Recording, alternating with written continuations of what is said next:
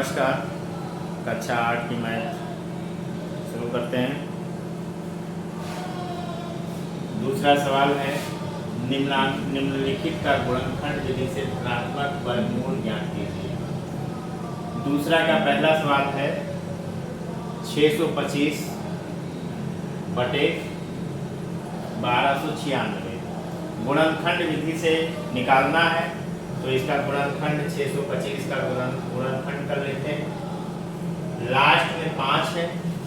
हमने बताया है कि जब 0 और 5 होता है तो 5 से कटता है, यानी 5 है तो ये 5 से कटेगा। 5 अक्कम 5, 5 दूनी 10, बचा हम 25, और फिर ये 5 से कटेगा। 5 दूनी 10, बचा हम 25, फिर ये 5 से कटेगा, बचा हम 25, और फिर ये 5 से कटेगा। 5 अक्कम 5। अब 1296 का गुणनखंड करना है। 1296 यानी 1296 का गुणनखंड करना है।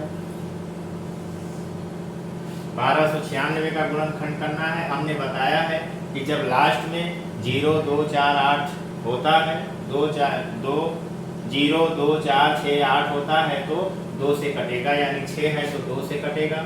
2 6 12, 2 चौक 8 और 2 8 16।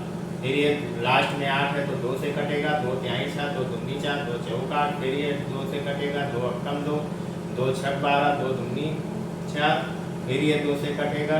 2 8 16, 2 अक्कम 2, फिर ये 3 से कटेगा। 3 दूनी 6, 3 7 21, फिर ये 3 से कटेगा। 3 9 27, फिर ये 3 से कटेगा। 3 3 9, फिर ये 3 से कटेगा। 3 अक्कम 3। हमने गुणनखंड कर लिया। अब आप देखिए वर्गमूल निकालना है। तो पहले हम करनी लगा देते हैं। 625 बटे 1200,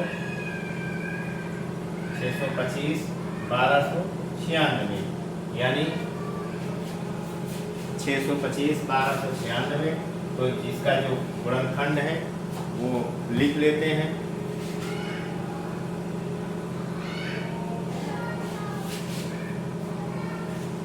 यहाँ 1 2 3 4 है तो 5 को 4 बार लिख लेते हैं। बटे 1 2 3 4, 2 4 बाजी है, 1 2 3 4 और 3 4 बाजी है, गुणे 3 गुणे 3 गुणे 3 गुणे 3। अब क्या होगा, वर्गमूल निकालना है तो करनी हटाना पड़ेगा। तो जब यहाँ 2 है तो बाहर 1 लिखेंगे, यहाँ 2 है तो बाहर 1 लिखेंगे, यहाँ 2 है तो 1 लिखेंगे, यानी 2 यहाँ है तो 2 को 1 बार लिखेंगे। 3 2 बार है तो 3 को 1 बार लिखेंगे, और 3 2 बार है तो 3 को 1 बार लिखेंगे।